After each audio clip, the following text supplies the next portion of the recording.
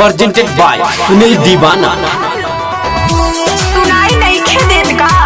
Hello hello भौजी तनी साफ कैला नीचे वाला छेदा। भौजी तनी साफ कैला नीचे वाला छेदा। अच्छा बढ़िया से जाई अब बुझाई न लबेदा। बढ़िया से जाई अब बुझाई न लबेदा। भौजी तनी साफ कैला नीचे वाला छेदा। भौजी तनी साफ कैला नीचे वाला छेदा। Presented by Sunil Deewana.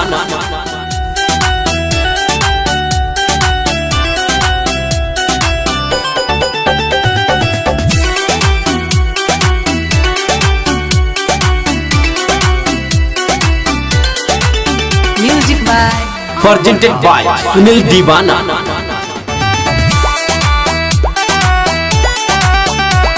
साफे सुघर लागे तू के अपने ला समझाना के बिना करे सुना ये भौजी सबके करे जा के।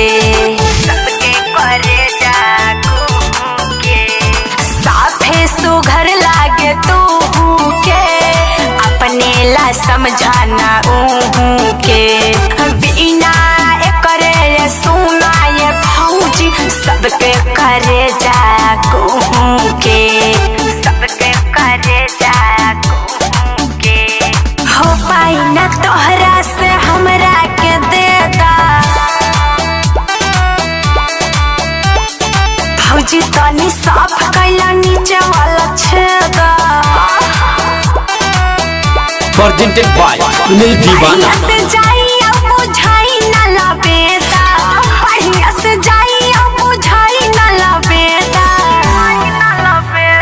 भौजी तनी साफ कैला नीचे वाला छेदा। भौजी तनी साफ कैला नीचे वाला छेदा।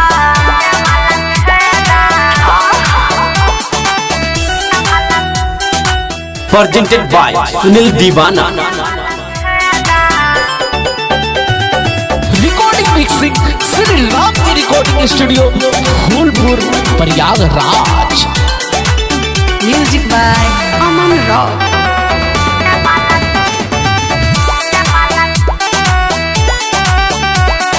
पहिरेलू जब जब तू सड़िया है लागेलू जहरीली पुड़िया।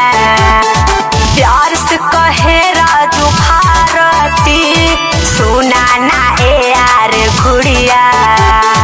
सुना ना ए यार गुड़िया पहिरेलू जब जब तू सड़िया है लागेलू जहरीली पुड़िया। प्यार से कहे राजू भारती सुना ना ए यार गुड़िया। सुना ए यार गुड़िया दिल हमर ले ला अपन दिल हमके दे दा। साचो हाँ हो भौजी तनी साफ कैला नीचे वाला छेदा। बढ़िया से जाई अब बुझाई न लबेदा। बढ़िया से जाई अब बुझाई न लबेदा। भौजी तनी साफ कैला नीचे वाला छेदा। अच्छा भौजी तनी साफ कैला नीचे वाला छेदा। साफ कैला आवाज तेज हो जाई।